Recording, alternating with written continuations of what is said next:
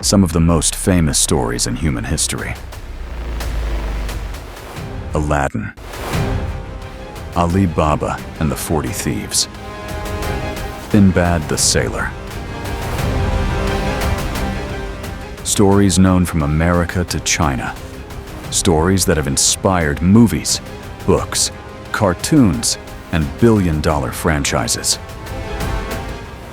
All trace their popularity back to a forgotten age of Islamic civilization. But how did this happen?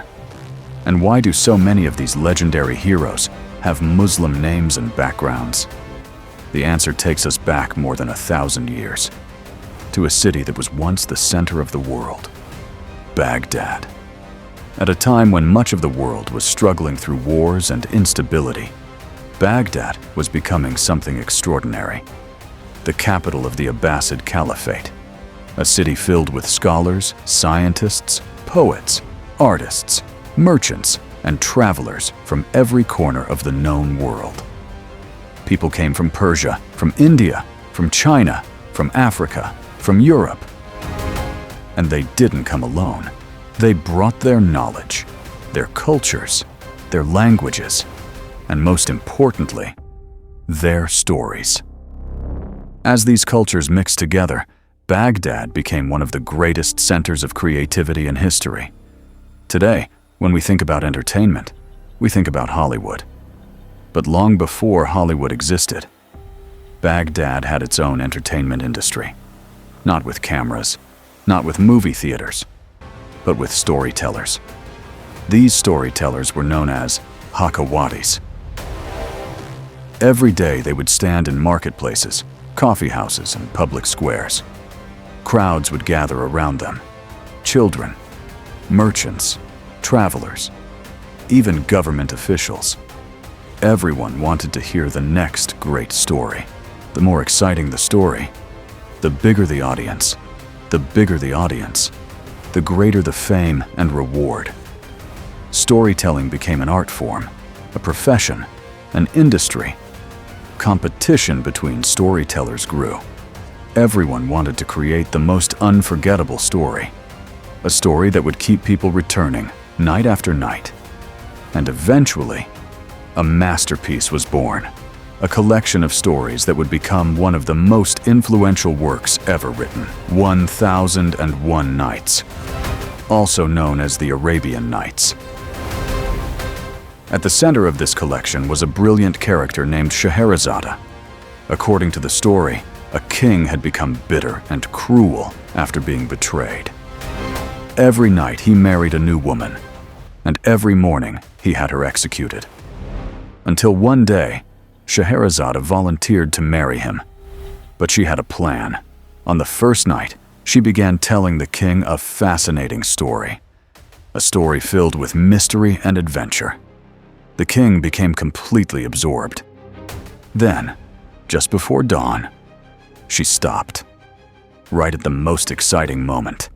The king needed to know what happened next, so he spared her life for one more day. The next night, she finished the first story and immediately started another. Again, she stopped at the most suspenseful moment. The king delayed her execution once more. This continued for night after night, week after week, month after month, until she had told stories for 1001 nights. Inside those stories were adventures that would become legendary. The story of a young man named Aladdin and a magical lamp. The story of Ali Baba and the secret cave of 40 thieves. The voyages of Sinbad the sailor across dangerous oceans. These tales captured the imagination of generations. People couldn't get enough of them, and their popularity spread far beyond Baghdad. Then tragedy struck.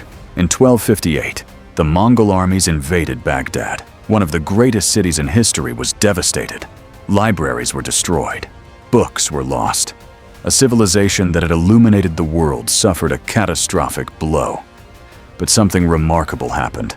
The stories survived. Copies traveled across regions. Translations appeared in new languages. Centuries later, these tales reached Europe. European readers became fascinated by them. Publishers printed them, Writers adapted them. Artists illustrated them. And eventually, when cinema was born, filmmakers turned these stories into movies. When Hollywood emerged as the world's entertainment capital, it continued using these same legends.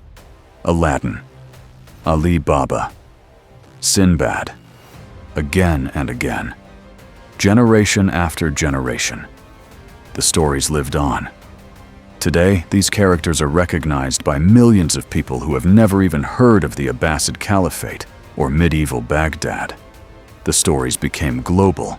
The origins faded into the background. And that's what makes this history so fascinating.